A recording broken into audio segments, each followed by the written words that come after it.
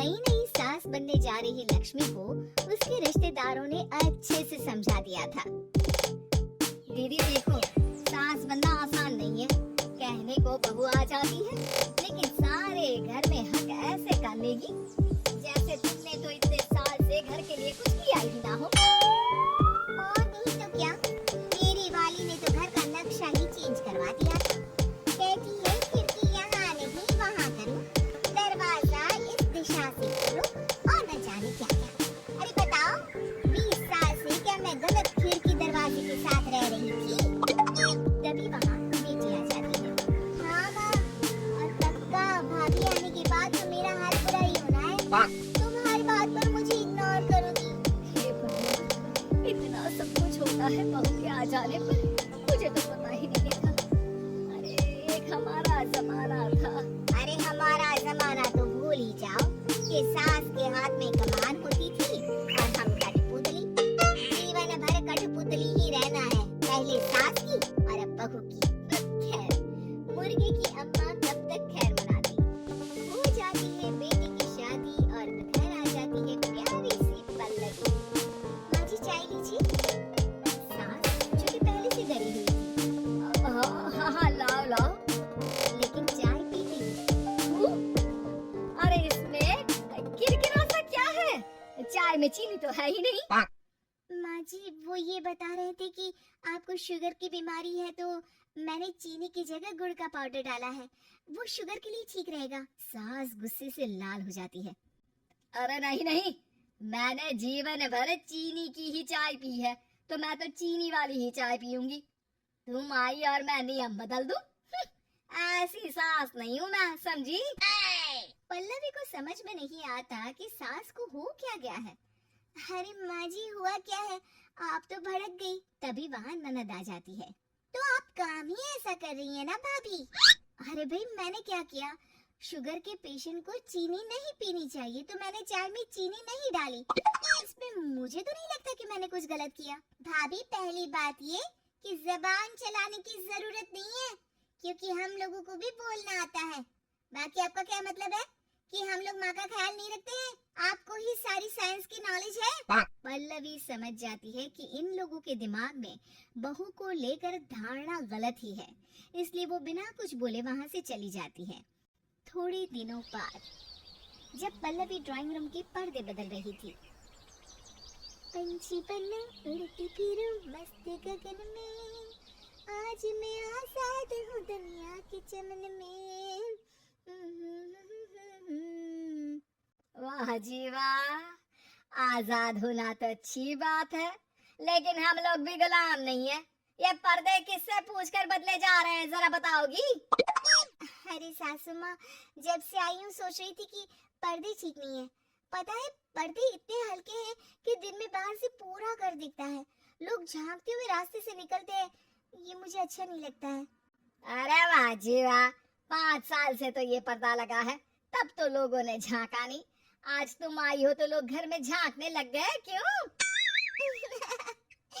अरे भाभी, आपको ये तो नहीं लगता कि आप हीरोइन जैसी दिखती हो, या इतनी सुंदर हो कि लोग आपको झांक झांक कर देखते रहे?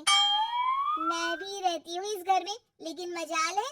पल्लवी सर पर हाथ रख लेती है, पर्दे लगाकर पुराने पर्दों को हटा देती है और निकल जाती है। देखा माँ, इसे कहते हैं मनमर्जी। आपने मना किया, फिर भी भाभी ने पर्दे हटा ही दिए। ठीक है बेटा, शुक्र करना पर्दे ही हटाए हैं। अरे कहीं किसी दिन ये हमें ही ना हटा दे। ऐसे कैसे हटा देंगी, हम क्या पर्दे हैं? दिन बीतते हैं और एक दिन सास और ननद वॉक पर निकली होती है कि पड़ोसन। क्या बात है, आजकल तो आप लोगों की कोई खोज खबर ही नहीं है, तरस गए हम लोग तो। अरे नहीं नहीं, बस घर पर ही रहते हैं पहले जैसे। पहले भी तो इतनी ही खोज खबर थी ना। अरे नहीं नहीं, पहले की बात और थी। और बताओ बेटा, बॉयफ्रेंड से चक्कर चल रहा है कि खत्म हो गया? पहले तो पर्दे से दिख जाता था कैसे तुम सारा दिन टेलीफोन पर लगी रहती थी, कभी शर्माती कभी रोती।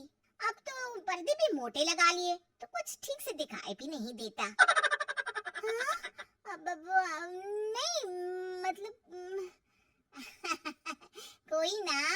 होता है इस उम्र में। और बताओ बहन जी, बेचारी बहू से तो पहले रोज तानेबाजी होती थी आपकी, रोज देखती थी कैसे उस पर आप दोनों मिलकर बरसा करती थी। अब ठीक है ना वो? चल बेटा, ये औरत तो पागल हो गई है। अरे पागल नहीं, आदत हो गई थी। जब मन उबा तो आपकी खिड़की से झांक लिया करती थी। अब कुछ दिखाई नहीं देता तो।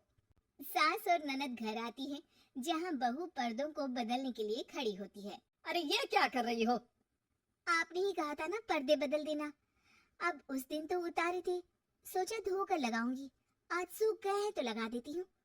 तभी ननद चिल्लाती है, अरे नहीं नहीं भाभी, ठीक है ये पर्दे रहने दो। वो पर्दे कम, सीसीटीवी ज्यादा थे पड़ोसियों के लिए। समझ में आ गया अब आपको? हाँ हाँ आ गया। अब जरा चाय तो बना कर ला दे। पल्लवी सास को चाय लाकर जैसे ही देती है, चाय पीकर सास झूमने लगती है और जमीन पर गिर जाती है। हाय रे भाभी, क्या मिलाकर पिला दिया माँ को, वो तो गिर ही गई। तभी बेटा डॉक्टर लेकर आता है। चेकअप के बाद डॉक्टर कहते हैं, ओ माय गॉड, इनका तो शुगर लेवल बहुत बढ़ गया है। क्या ये चीनी खाती है? हाँ डॉक्टर साहब, मैंने कई बार इनको चीनी की चाय और मीठा के लिए मना किया, लेकिन ये मानती ही नहीं। माँ को कुछ होगा तो नहीं ना? वो ठीक तो हो जाएंगी ना? अरे बहू की बात नहीं मानती तो क्या बेटी की भी नहीं मानती है ये? बेटा, आप नहीं रोकती अपनी माँ को चीनी की चाय और मीठा खाने से? बेटी क्या बोलती, उसे वो दिन याद आ जाते हैं जब उसने भाभी को इस बात के लिए भला बुरा सुनाया था।